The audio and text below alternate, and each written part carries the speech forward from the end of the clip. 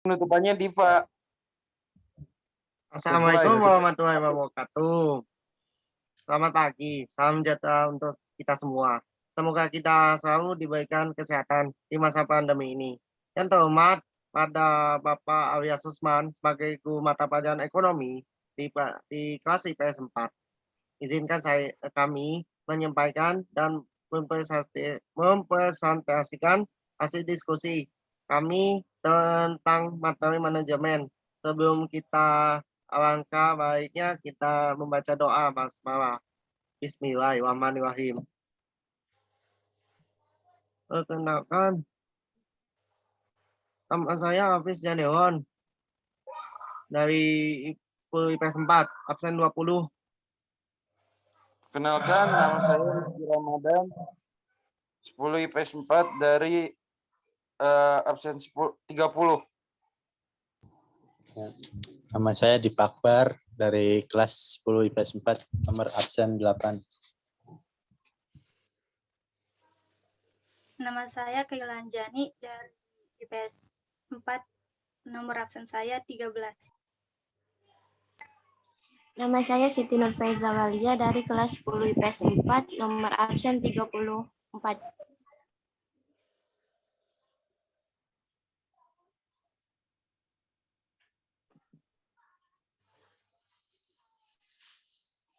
Langsung. Yuk. Langsung aja. Pengertian tingkatan dan fungsi-fungsi manajemen. Pengertian manajemen. Di era globalisasi ini, persaingan bisnis yang semakin tajam mengharuskan kita mengubah bentuk organisasi yang cenderung berbeda dengan masa lampau. Bentuk organisasi yang modern. Beberapa pendapat ahli mengenai definisi manajemen antara lain: 1. Mary Baker Forrest mendefinisikan manajemen sebagai seni menyelesaikan pekerjaan melalui orang lain. Definisi ini berarti bahwa seorang manajer bertugas mengatur dan mengarahkan orang lain untuk mencapai tujuan organisasi. 2. Rizky Griffin mendefinisikan manajemen sebagai sebuah proses perencanaan organisasi, pengorganisasian dan pengontrol sumber daya untuk mencapai sasaran goals secara efektif dan efisien. George L. Terry mendefinisikan manajemen sebagai proses yang khas yang terdiri dari tindakan perencanaan organisasi yang menggerakkan dan pengawasan. Roger Guid mendefinisikan manajemen ditinjau dari segi ilmu. Pengetahuan adalah memahami mengapa dan bagaimana manusia bekerja sama untuk menghasilkan sesuatu yang bermanfaat untuk kemanusiaan. Manajemen mengandung 3 pengertian, yaitu 1. Manajemen sebagai suatu proses. 2. Manajemen sebagai kolektivitas orang-orang yang melakukan aktivitas manajemen. 3. Manajemen sebagai suatu seni atau art dan suatu ilmu pengetahuan, science. Definisi manajemen menurut pengertian yang pertama itu dikemukakan 3 buah definisi. Dalam Encyclopedia of the Social Science dikatakan bahwa manajemen adalah suatu proses dengan mana pelaksanaan suatu tujuan tertentu diselenggarakan dan diawasi. Manajemen adalah kolektivitas orang-orang yang melakukan aktivitas manajemen. Jadi, dengan kata lain, segenap orang-orang yang melakukan aktivitas manajemen dalam suatu badan tertentu disebut manajemen. Manajemen adalah seni atau art atau suatu ilmu pengetahuan.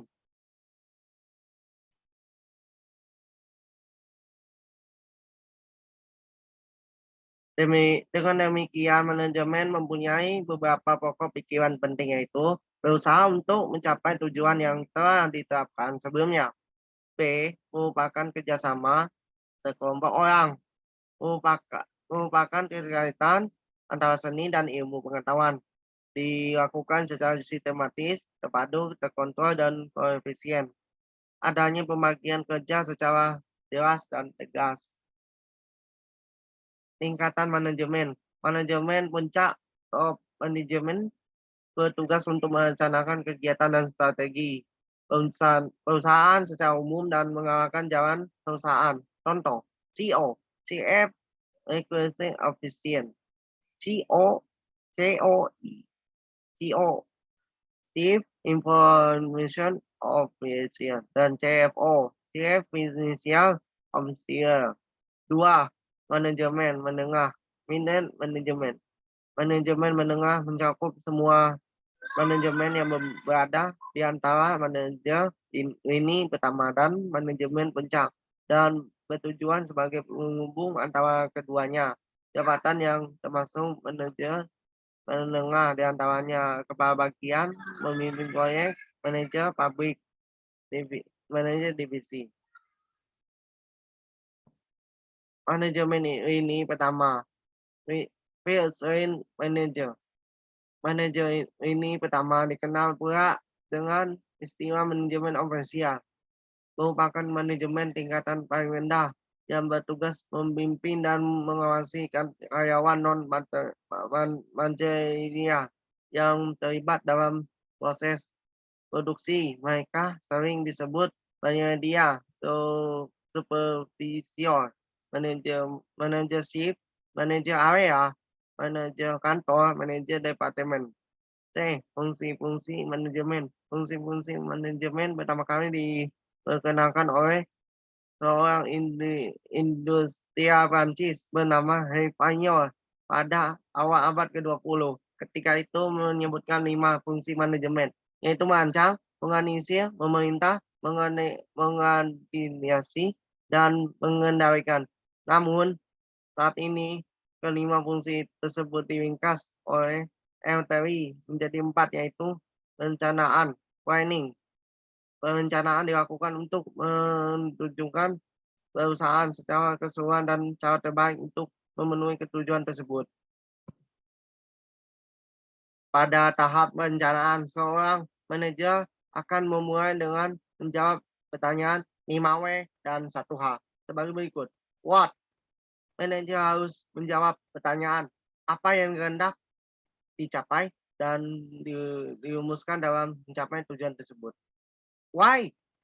B. Why? Manajer harus menjawab mengapa hal tersebut menjadi tujuan. Ia harus dapat memberi alasan yang disertai dengan hasil analisisnya. Will. Well. C. Will. Manajer harus mampu mempertanggungjawabkan pilihan lokasi perusahaan. When. Manajer harus dapat menentukan jadwal pekerjaan yang harus diselesaikan. Who. Manajer harus mampu mempertanggungjawabkan mengapa orang-orang tersebut yang dipilih melaksanakan suatu pekerjaan dengan memperhatikan asas the right way of the place. F. How. Manajer harus menentukan bagaimana cara melaksanakan suatu pekerjaan. Sudah. Lanjut. Ganti. Siapa? Slide-nya ganti.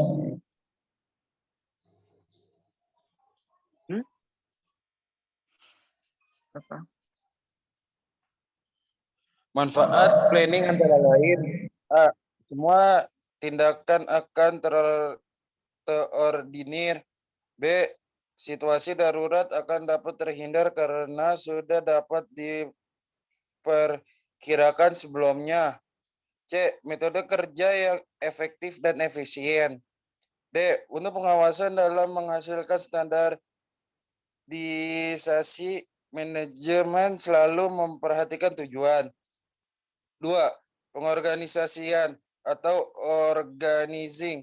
Perorganisasian mempermudah manajer dalam melaksanakan pengawasan dan menentukan orang yang dibutuhkan untuk melaksanakan tugas-tugas yang telah dibagi-bagi tersebut. Ada beberapa bentuk organisasi yang lazim digunakan oleh perusahaan yaitu A. organisasi garis wewenang pemimpinan langsung ditunjukkan kepada bawahan, sehingga bawahan tanggung jawab langsung kepada pimpinan. B. Organisasi fungsional disusun berdasarkan sifat dan jenis fungsi yang harus dilaksanakan. C. Organisasi garis dan staf memberi wewenang pada pimpinan untuk komandan pada bawahan. Yuk, lanjut.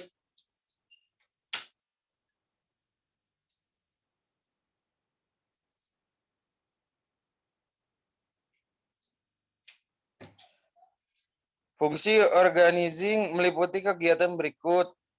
A. Menentukan kegiatan yang diperlukan untuk mencapai tujuan-tujuan perusahaan.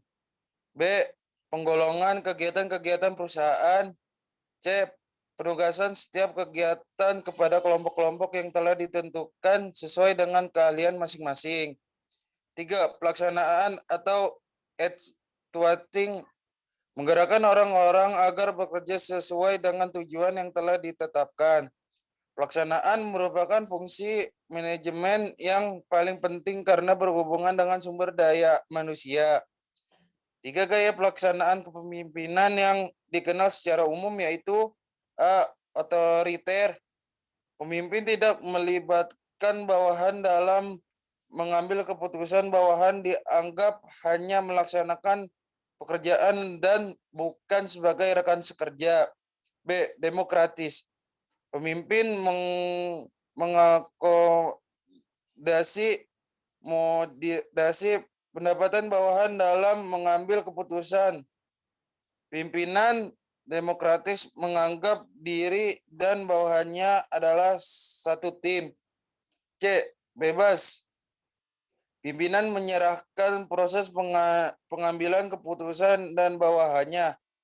Pemimpin bebas hanya memberi arahan dan nasihat dalam pengambilan keputusan. Lanjut.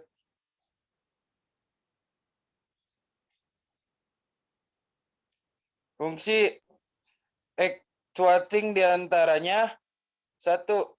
Mengikuti perintah manajemen sesuai tujuan untuk melakukan sesuatu sesuai dengan kemampuan seseorang. C. Agar orang-orang lain menyukai pekerjaannya. D. Agar orang lain dapat memelihara, memupuk, dan meningkatkan rasa tanggung jawab. 4. Pengawasan atau controlling. Pengawasan bertujuan untuk memastikan pekerjaan berjalan sesuai rencana, mencegah adanya kesalahan, menciptakan kondisi agar karyawan bertanggung jawab dalam melaksanakan pekerjaan, mengadakan koreksi terhadap kegagalan yang timbul dan memberi jalan keluar atas suatu kesalahan. Fungsi controlling pada umumnya meliputi kegiatan-kegiatan diantaranya A. Membuat standar perencanaan. B. Menyusun jadwal kerja. C. Mengawasi pelaksanaan kerja. D. Melakukan tindakan koreksi jika pelaksanaan pemimpinan dari standar. Prinsip-prinsip manajemen. Prinsip-prinsip manajemen merupakan dasar-dasar dan nilai menjadi inti dari keberhasilan sebuah manajemen. Henry Fayol dikenal sebagai pelopor manajemen modern. 14 prinsip manajemen yang dikemukakan oleh Henry Fayol. 1. Pembagian kerja atau division of labor. Pembagian kerja harus dipikirkan agar mengarah pada spesialisasi. 2. Otoritas atau wewenang, authority. Dalam pelaksanaan tugas, manajer harus memberi perintah kepada bawahan untuk menyelesaikan pekerjaan. 3. Disiplin atau disiplin. Anggota organisasi harus patuh pada aturan dan kesepakatan yang menjadi rambu-rambu organisasi. Lanjut. 4. Kesatuan perintah, unity of command. Henry Fayol mengatakan kalau seorang karyawan harus bertanggung jawab kepada beberapa atasan akan mengakibatkan petunjuk yang bertentangan dengan otoritas yang membingungkan. 5. Kesatuan arah atau unity of direction. Dalam organisasi yang mempunyai tujuan sama baiknya ditangani oleh seorang manajer dengan menggunakan satu perencanaan saja. 6. mengutamakan kepentingan bersama di atas kepentingan pribadi. Subordination of individual interest to the common good. Pada setiap organisasi, kepentingan organisasi secara keseluruhan harus lebih penting dibandingkan kepentingan perorangan. 7. Pemberian upah atau remuneration. Pemberian balas jasa harus adil baik untuk karyawan maupun perusahaan. 8. Pemusatan centralization. Pengambilan keputusan yang banyak menggunakan pertimbangan atasan disebut sentralisasi. Lanjut.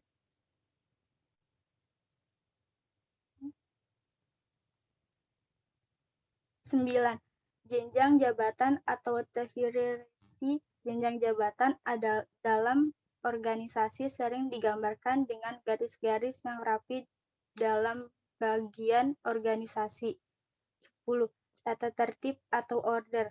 Sarana dan manusia harus berada di tempat yang tepat dan pada waktu yang tepat, khususnya manusia. 11. Kesamaan equity. Para manajer harus bersahabat dan adil terhadap sama bawahannya. 12. Kestabilan staff, stability staff. Perputaran karyawan yang terlalu sering tidak baik bagi kelancaran kegiatan perusahaan. 13. Inisiatif atau inisiatif. Bawahan harus diberi kebebasan untuk membuat dan menjalankan rencananya, walaupun bisa saja ada kesalahan. 14. Semangat corp, esprit de corps. Menurut Henry Fayol, faktor sekecil apapun dapat membantu menumbuhkan semangat. Udah.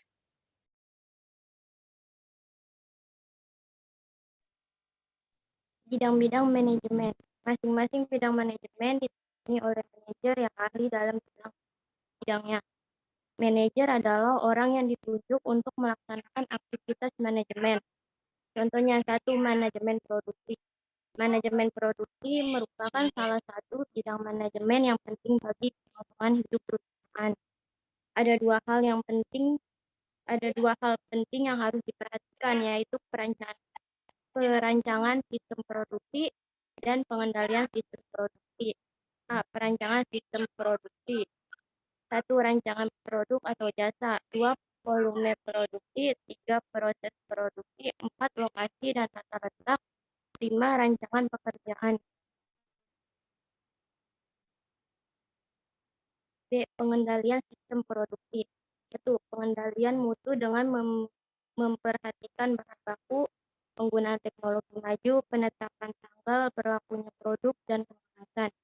2. Manajemen persediaan berhasil tidaknya perusahaan menjual barang bergantung pada ada tidaknya persediaan. Kedua, manajemen pemasaran. Manajemen pemasaran adalah kegiatan manajemen berdasarkan fungsinya yang pada intinya berusaha untuk mengidentifikasi apa sesungguhnya yang dibutuhkan konsumen dan bagaimana cara pembelinya dapat diwujudkan. Kalau menurut Philip Kotler, manajemen pemasaran adalah proses yang mencakup analisis, perencanaan, pelaksanaan, dan pengawasan, juga mencakup barang, jasa, serta gagasan. Hal-hal yang perlu diperhatikan dalam manajemen pemasaran yaitu 1. Riset pasar. Nah, dalam riset pasar harus benar-benar diarahkan dan dapat mungkin dihindari pengambilan kesimpulan yang salah. Kedua, segmentasi, targeting, dan positioning. Segmentasi adalah proses identifikasi kelompok konsumen homogen yang akan dilayani perusahaan.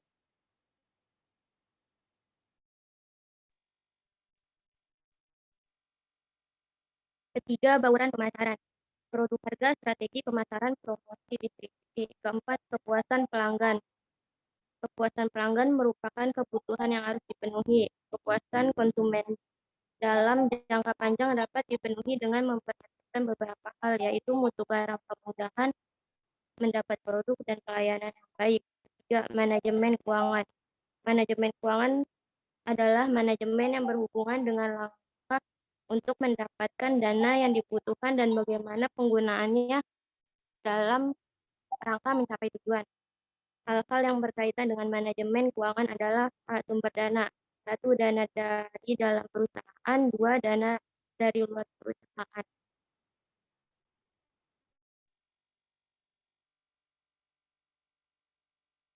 D. penggunaan dana. Dana harus digunakan sebaik mungkin agar nilai perusahaan semakin meningkat. Dana tersebut dapat digunakan untuk hal-hal sebagai berikut. 1. Penanaman modal jangka pendek, dan 2. Penanaman modal jangka panjang. Pengawasan penggunaan dana. Dana yang digunakan harus diawasi agar sesuai dengan tujuan yang telah ditetapkan. 4. Manajemen sumber daya manusia. Manajemen personalia adalah perencanaan, pengorganisasian, pengarahan, dan pengendalian atas pengadaan tenaga kerja, pengembangan kompensasi, integrasi pemeliharaan, dan pemutusan hubungan kerja dengan sumber daya manusia untuk mencapai sasaran perorangan. Hal-hal yang berhubungan dengan manajemen personalia adalah penerimaan pegawai. Yang diperlukan pada penerimaan pegawai adalah 1. Analisis jabatan, 2. Seleksi penerimaan pegawai, 3. Pelatihan dan pendidikan.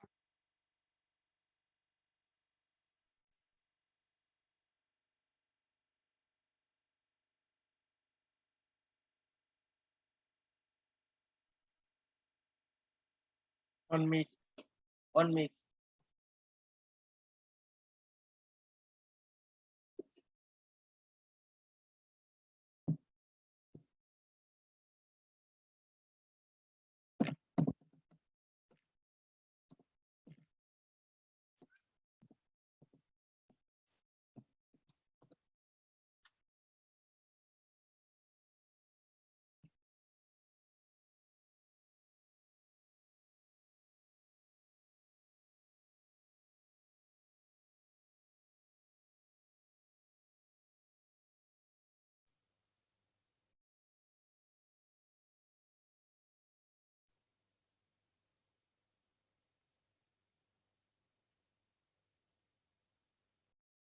Diva, on mic.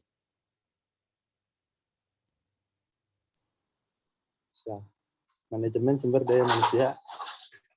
Manajemen personalia adalah perencanaan, perorganisasian, pengarahan, dan pengendalian atas pegandaan tenaga kerja, pengembangan kompensasi, integrasi, pemeliharaan, dan pemutusan hubungan kerja dengan sumber daya manusia. Untuk mencapai sasaran perorangan, hal-hal yang berhubungan dengan manajemen personalia adalah: A. Penerimaan pegawai. Yang diperlukan pada pengiriman pegawai adalah: 1. Analisis jabatan, 2. Seleksi penerimaan pegawai, 3. Pelatihan dan pendidikan. B. Penilaian pegawai. Pegawai sebagai bagian dari perusahaan harus dinilai dari presentasi dan kemampuannya dalam melakukan pekerjaan. Dan C. Promosi dan mutasi, dipindahkan ke lingkup pekerjaan yang lebih sempit, pindahkan ke jabatan lain, dan promosi pemberian jabatan kepada seseorang untuk menduduki jabatan yang lebih tinggi. D. Motivasi. Seseorang perlu diberi motivasi, misalnya diberikan penghargaan atas presentasinya, ujian, dan kepastian pengembangan dirinya pada perusahaan. Next, please. 5. Manajemen administrasi. Manajemen administrasi memberikan perhatian pada pemberian layanan di bidang administrasi, penggunaan alat yang efektif, dan kemudahan pada bidang lain. Untuk itu, perlu diperhatikan hal-hal sebagai berikut. A. Pengadministrasian kegiatan. B. Pemakaian alat-alat perkantoran. C. Pemeliharaan organisasi. Menurut Hargin Emerson, manajemen mempunyai 5 unsur, yaitu sebagai berikut. 1. Manusia. Mens, atau disebut dengan mens, dianggap sebagai sumber daya yang paling penting. Keberhasilan atau kegagalan suatu organisasi tergantung pada manusia. 2. Uang atau money adalah unsur yang juga sangat penting. Uang diperlukan dalam melakukan usaha, menjalankan usaha. Dan 3. Bahan diperlukan untuk menciptakan produk. Padi atau jagung, bibit, pupuk, dan pestisida merupakan contoh bahan produksi. 4. Mesin menjadikan proses produksi lebih efisien dan ekonomis. 5. Metode mengacu pada teknologi atau teknik produksi. Metode ini sangat penting untuk mencapai tujuan organisasi. B. Penerapan fungsi manajemen di sekolah. 1. OSIS merupakan satu-satunya wadah kegiatan siswa di sekolah bersama dengan jalur pembinaan yang lain untuk mendukung tercapainya pembinaan kesiswaan. 2. Tujuan utama OSIS antara lain yang pertama menghimpun ide, pemikiran, bakat, kreativitas, serta minat siswa dalam suatu wadah yang bebas dari pengaruh negatif. 2. Mendorong sikap siswa, sikap jiwa dan semangat kesatuan dan persatuan di antara para siswa sehingga timbul kebanggaan untuk mendukung peran sekolah sebagai tempat berselenggaranya proses belajar mengajar. 3. Tempat dan sarana berkomunikasi. Menyampaikan pikiran dan gagasan dalam usaha untuk mematangkan kemampuan berpikir, wawasan, dan pengambilan keputusan. 3. Sebagai suatu organisasi, OSIS memiliki sejumlah perangkat, yaitu Dewan Pembina, Perwakilan Kelas, dan Pengurus OSIS. A. Dewan Pembina terdiri atas kepala sekolah, wali kepala sekolah, dan bidang kesiswaan. Koordinator pembina dan guru sebagai anggota. B. Pengurus OSIS yang meliputi ketua 1 dan 2, sekretaris 1 dan 2, bendahara 1 dan 2, serta sejumlah saksi.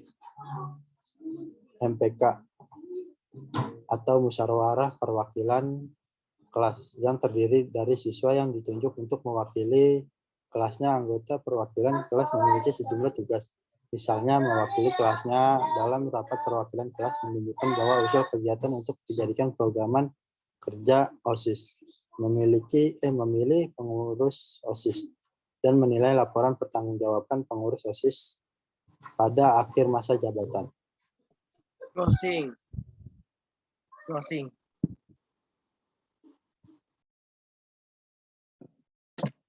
Langsung penutupan.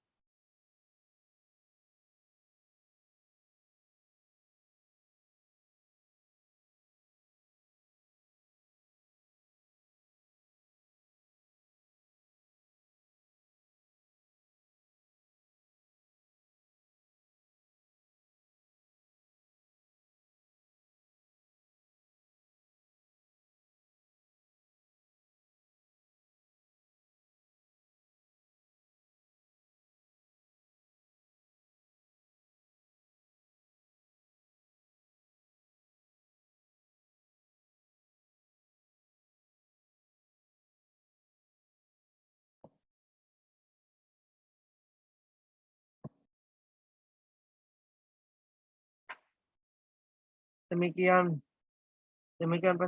presentasi dari kami. Kami ucapkan terima kasih pada Bapak Arya Susman sebagai guru mata pelajaran ekonomi. Semoga kami dapat mendapatkan hasil nilai yang memuaskan.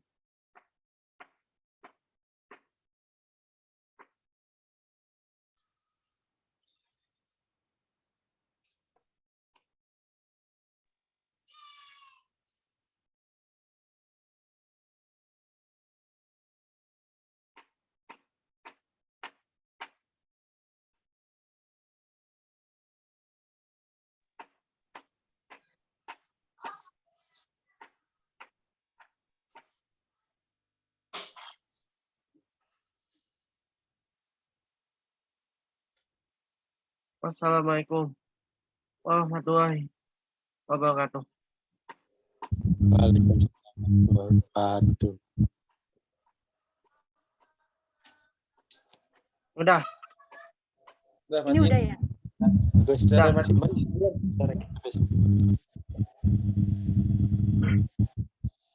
Guys.